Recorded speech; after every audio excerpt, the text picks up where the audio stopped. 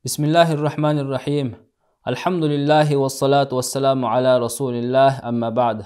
Assalamu alaikum урматтуу bir тугандар. Балдарыбыз биздин көзүбүздүн кареги, Аллах Тааланын бизге берген жакшылыгы, белеги жана жашообуздун кооздугу. Ошону менен биргеликте мойнубуздагы аманат.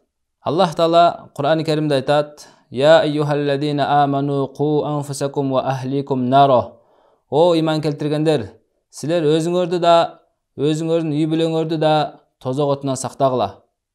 Андыктан ар бир ата эне өз үй бүлөсүн, өз бала чакасын Аллахтын динине ылайыктуу, пайгамбар саллаллаху алейхи вассаламдын сүннөттөрүнө ылайыктуу таква диндар кылып тарбиялоосу зарыл. Заид бин Аслам радиаллаху анху айтат: качан пайгамбарыбыз саллаллаху алейхи вассалам ушул аятты окуганда, сахабалар сурашты: "О Аллахтын элчиси, биз өз үй бүлөбүздү кантип тозок отунан сактайбыз?"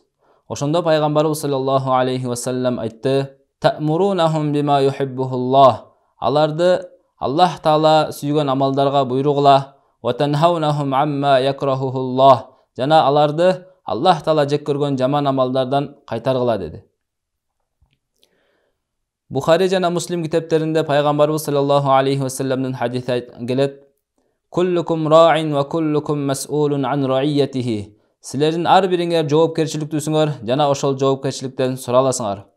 "Вар-раджулу ра'ин ала ахли байтихи ва хува мас'улун анхум." Жана эркек киши дагы өзүнүн үй бүлөсүнөн жоопкерчиликтүү жана ошол жоопкерчиликтен эртең суралат. Андыктан перзентти тарбиялоодо эң биринчи ата энелер жакшы жактан үлгү болушубуз зарыл. Себеби наристе тили чыга электе, аң сезимине келе электе ата энесинен кайсы нерселерди көрсө, ошол нерсени ичине сиңире берет. Ал эми качан чоңойгондо ичине сиңирген нерсени чыгарат.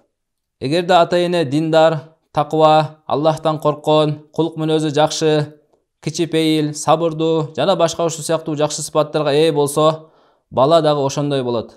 Ал эми ата энеде жакшы сыпаттар жок болсо, мисалы динсиздик, Аллахтан коркпоо, кулк мүнөзү жаман болуу жана башка ушул сыяктуу жаман сыпаттар боло турган болсо, анда бала дагы ошол сыяктуу жаман сыпаттуу болуп өсөт.